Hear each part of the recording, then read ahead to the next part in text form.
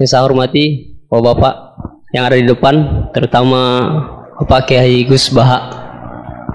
Perkenalkan, nama saya Imran, asal dari Poso, Sulawesi Tengah. Alhamdulillah pada kesempatan hari ini kita diberikan nikmat oleh Allah untuk bisa bertemu dengan Bapak Kiai yang mungkin secara pribadi dan mewakili mungkin perasaan teman-teman semua di sini, ada kerinduan, keinginan untuk berjumpa langsung dengan Kiai, dan alhamdulillah terlaksana dengan berkat intinya dari Allah Subhanahu wa taala melalui bapak-bapak kita dari Densus bisa memfasilitasi. Pak Kiai, yang pertanyaan saya, kita ini kan teman-teman ini bahasanya ex napiter, pernah masuk dalam kesalahan kebencian terhadap negara, bahkan diantara kita ini ingin membentuk negara sendiri, ya kan? Apalagi kami dari Poso, terutama MIT Mujahidin Indonesia Timur, itu pengen membentuk komunitas bahkan negara di Poso, gitu loh. Artinya ada kebencian-kebencian. Nah, bagaimana? Karena kami dulunya punya doktrin negara ini negara yang togut, gitu loh. Negara kafir yang wajib untuk kita perangi, kita musuhi, dan orang-orang yang berkembang kita, pokoknya kita basmilah sampai tegak negara ini, negara Islam versi kami saat itu.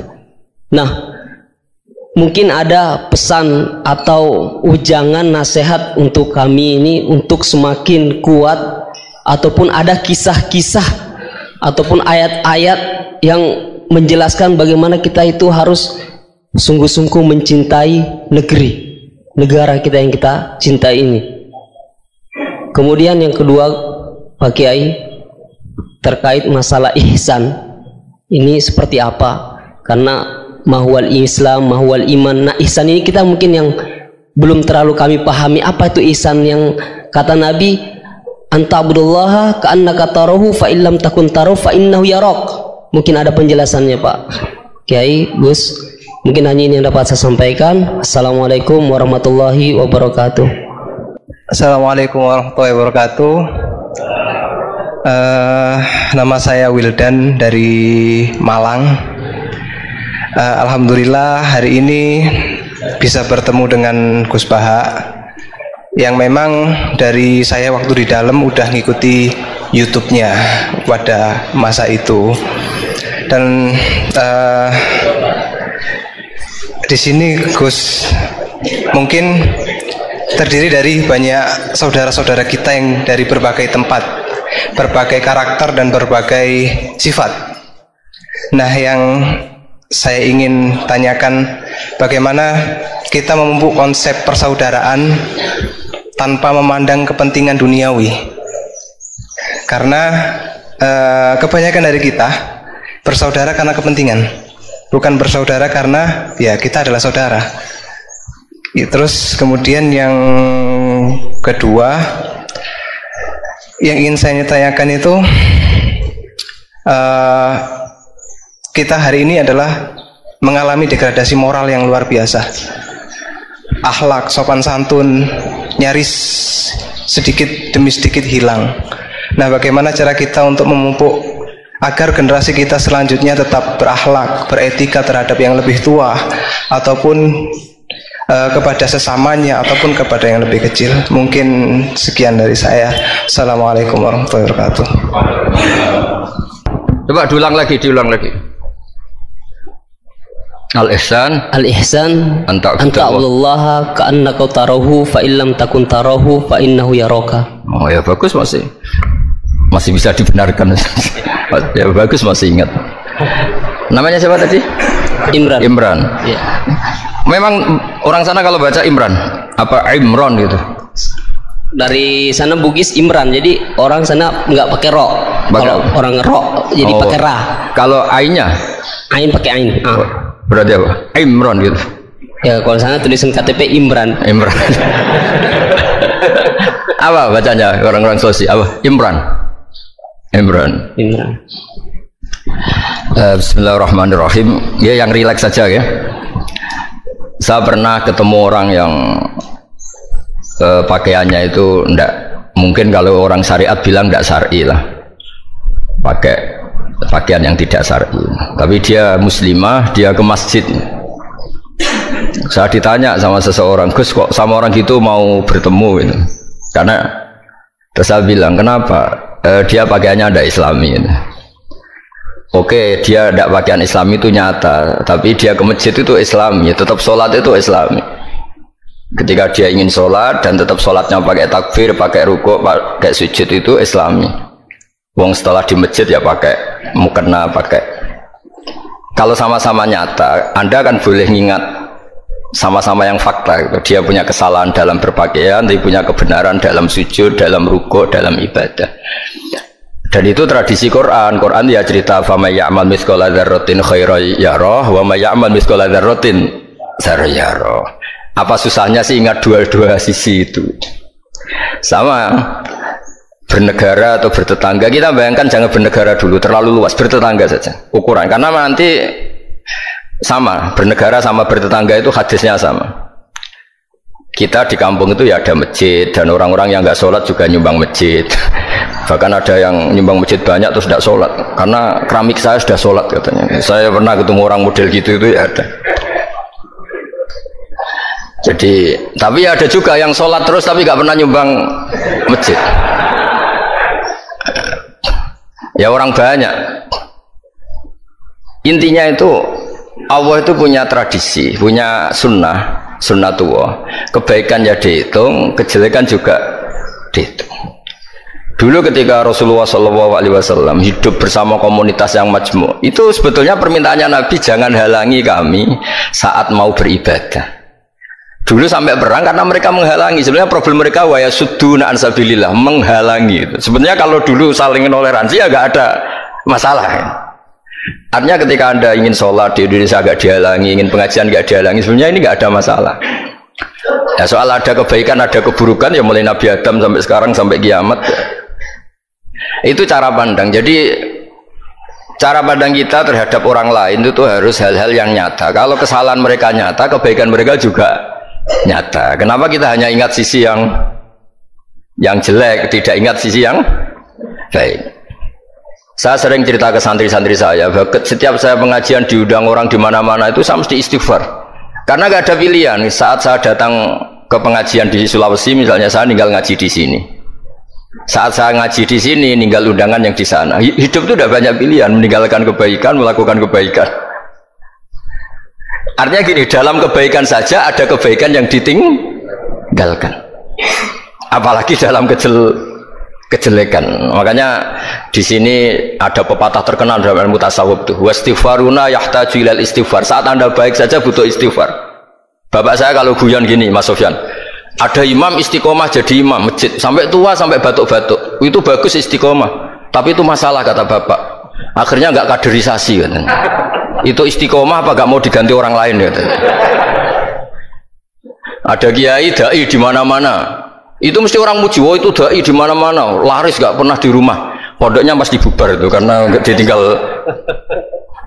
Jadi kebaikan seperti ada orang sering sowan kiai, wah itu malah lebih masalah lagi kan.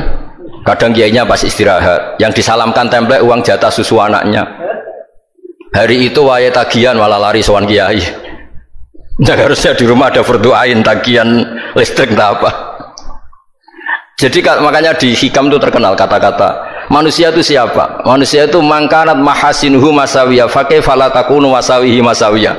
Manusia itu orang ketika baik saja salah, apalagi pas salah. Coba saya misalnya pidato begini, di atas panggung saya orang alim pidato nasihati orang. Di saat yang sama seperti katanya Mas Wildan tadi, ada agak sopannya. Di situ ada mungkin orang yang lebih sepuh timbang saya. Masa lebih muda kok di atas? Yang di bawah lebih tua, ada tidak sopannya. Mau nggak pidato disuruh, mau di atas disuruh, nggak sopan sama yang. Tapi misalnya yang paling sepuh pidato nggak pernah ngaji kok pidato, terus gimana? Artinya ketika kita baik saja ada salahnya, apalagi pas salah.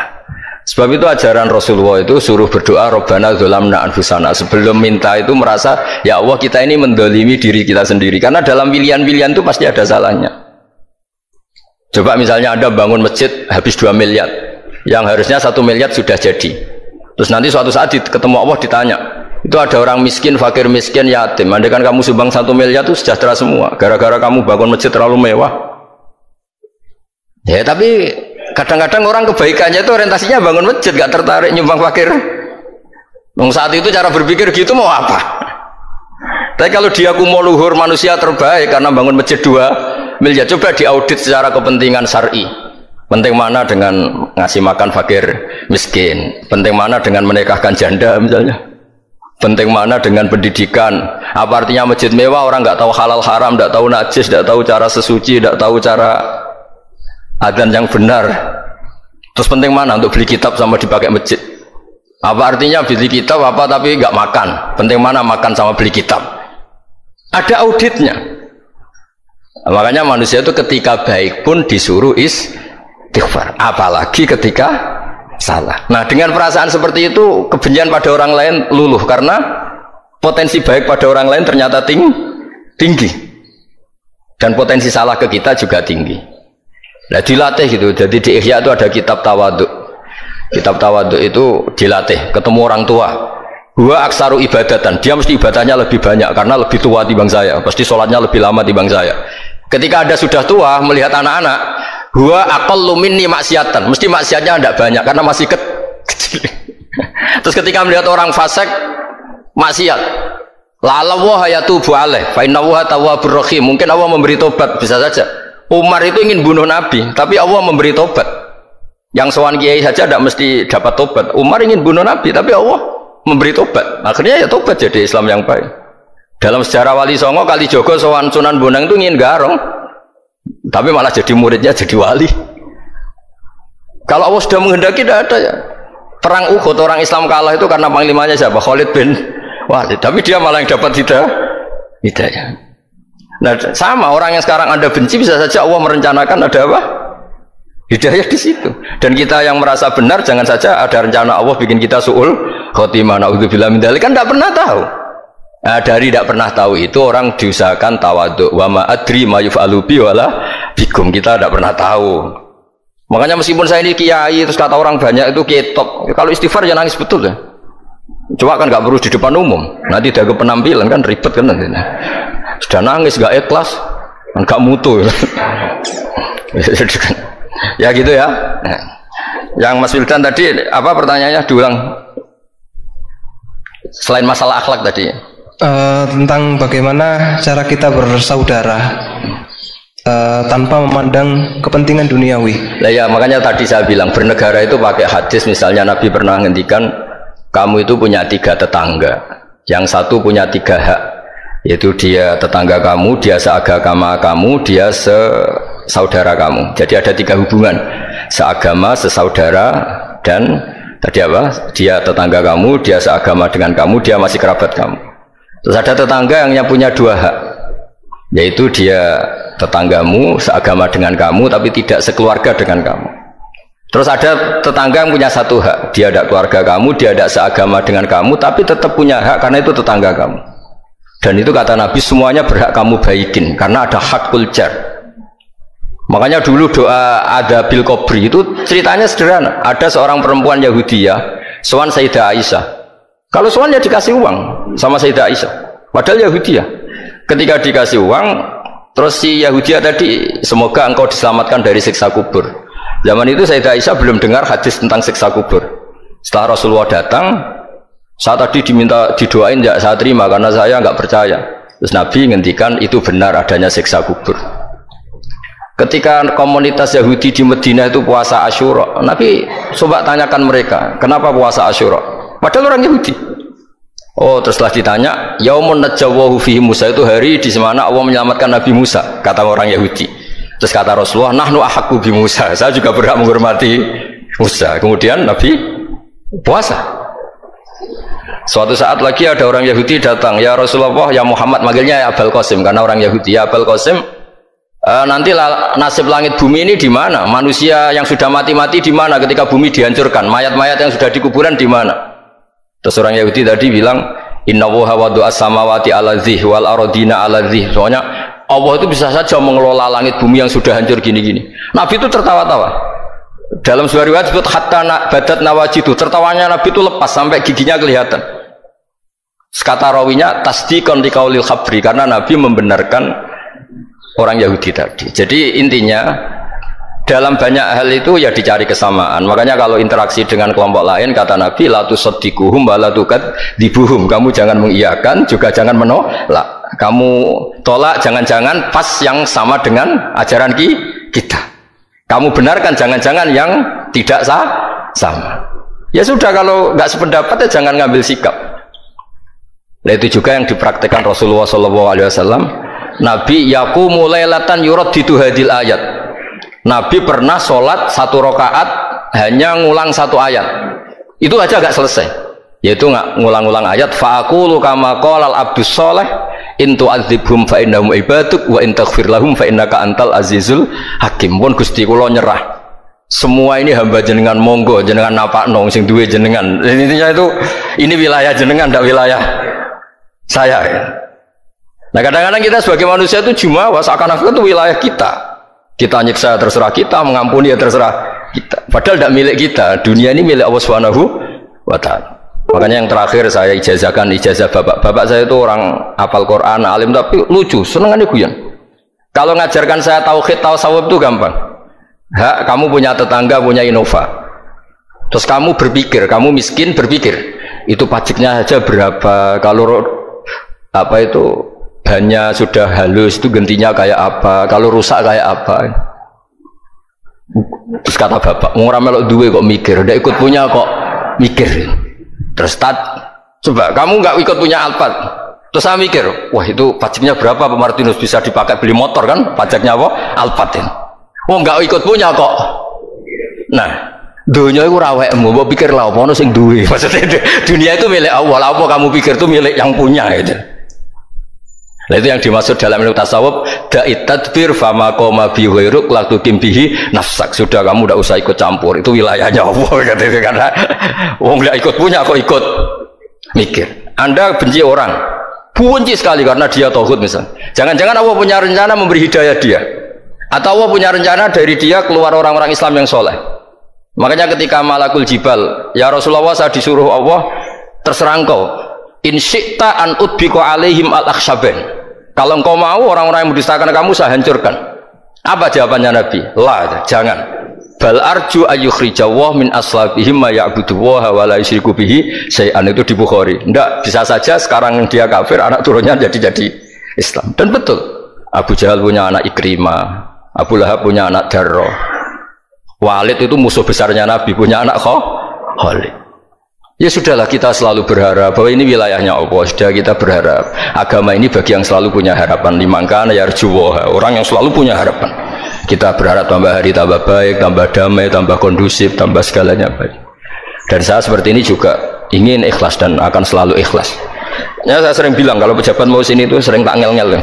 Saya ini sudah ingin Indonesia itu baik itu tanpa diminta. Kalau diminta itu malah seakan-akan saya belum melakukan. Ini kan sudah saya lakukan kok baru minta, karena ini wilayah kita semua, artinya ingin baik itu keinginan kita semua, status kita. Kata Said Zabidi dalam kitab Ithaf, keinginan baik itu syakhsiyatuk wa hakikatuk. Itu kamu sekali.